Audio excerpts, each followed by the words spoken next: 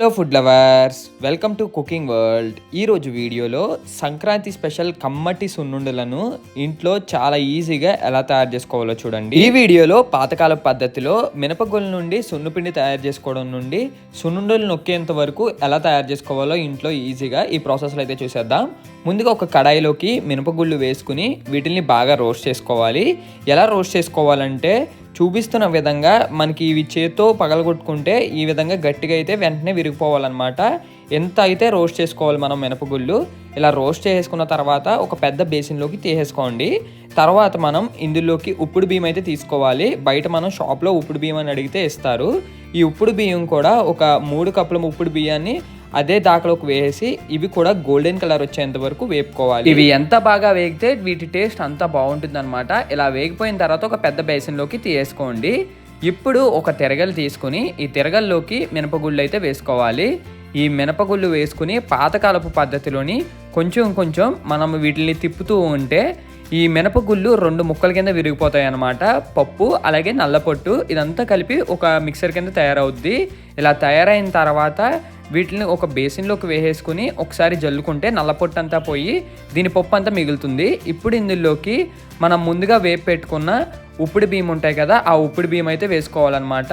మనం కేజీ మినపగుళ్ళకి ఒక పావు కప్పు నుండి ఒక అరకప్పు వరకు ఉప్పుడు బియ్యం వేసుకుని వేపుకున్నవి. తర్వాత దీన్ని పిండి కింద ఆడేసుకోవాలి. ఇలా పిండి కింద మిల్లి దగ్గర ఆడించేసుకుని తర్వాత ఈ పిండిలోకి బెల్లం వచ్చి తీసుకుని వీటిని చిత కొట్టేసుకుని ఇలా పొడుం కింద అయితే తయారు చేసుకోవాలన్నమాట. ఇలా పొడుం కింద తయారు చేసుకున్న తర్వాత ఈ పిండిలోకి వేసేసుకుని దీన్ని ఇప్పుడు ఈ పిండిలో బాగా కలిసేలాగా చేత్తో మిక్స్ చేసుకోవాలి.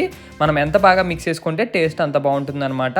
ఇలా మిక్స్ చేసుకున్న తర్వాత ఈ పొడాన్ని మొత్తం తీసుకుని ఒక మిక్సర్లోకి అయితే వేసేసుకోండి.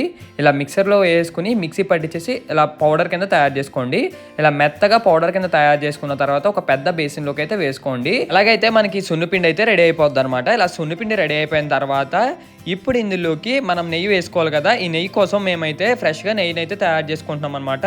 దీనికోసం ఒక పెద్ద బేసిన్లోకి ముందుగా తీసి పెట్టుకున్న వెన్న ఉంటుంది కదా, ఆ వెన్ననైతే వేసేసి ఒక పావు గంట నుండి 20 నిమిషాల పాటు స్లోగా దీన్ని కరిగిస్తే మనకి నెయ్యి అయితే తయారైపోద్ది. ఇలా ఫ్రెష్గా నెయ్యి మొత్తం కరిగిపోయిన తర్వాత ఒక బేసిన్లోకి ముందుగా ఆడి పెట్టుకున్న సున్నుపిండిని అయితే తీసేసుకోవాలి.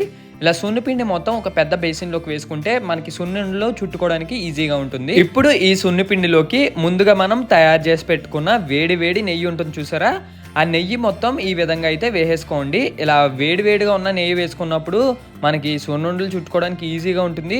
అలాగే మనం అప్పటికప్పుడు తిన్నామంటే టేస్ట్ అయితే అదిరిపోతుంది అనమాట. నోట్లో పెట్టుకోగానే వెన్నలా కరిగిపోతుంది, అంత బాగుంటుంది. ఇలా వేడి నెయ్యి వేసుకుని ఈ సున్నుపిండిని ఫస్ట్ గరిటెతో కలుపుకుని తర్వాత స్లోగా చేత్తో మొత్తం మనం బాగా మిక్స్ చేసుకోవాలి. నెయ్యి మొత్తం ఈ పౌడర్లు అంతా బాగా కరిగిపోవాలన్నమాట. ఇలాగ కొద్దిగా వేసుకుంటే మనకి నెయ్యి ఫ్లేవర్ అంతా మొత్తం ఈ సున్నిపిండికి బాగా పడుతుంది. కాసేపు కలుపుకున్నాక ఈ కలర్లో అయితే మారిపోద్ది ఈ పిండి మొత్తం. ఇలా మారిపోయిన తర్వాత చూపిస్తున్న విధంగా అయితే చేతిలో కొద్దిగా నెయ్యి కానీ లేకపోతే ఏదైనా రాసుకుని వీటిని అయితే మనం సున్ను ఉండల కింద తయారు చేసుకోవాలన్నమాట. ఇలా సున్ను పిండితోటి ఇలా ఉండల కింద తయారు చేసుకుని బాగా నొక్కున్న తర్వాత ఒక బేసిన్లోకి అయితే తీసేసుకోవడమే. ఇదిగోండి అద్దిరిపోయే సున్నుండలు అయితే రెడీ అయిపోయాయి. ఇంకా నోట్లో వేసుకోగానే వెన్నలా కరిగిపోతుంది, టేస్ట్ అంతా బాగుంటుంది. That's it for today guys. మీలో ఎంతమందికి సున్నుండ టేస్ట్ కామెంట్ చేయండి. వీడియో నచ్చితే లైక్ చేసి షేర్ చేసి సబ్స్క్రైబ్ చేయండి. ఇంకా నెక్స్ట్ వీడియోలో మళ్ళీ కలుద్దాం. బాయ్.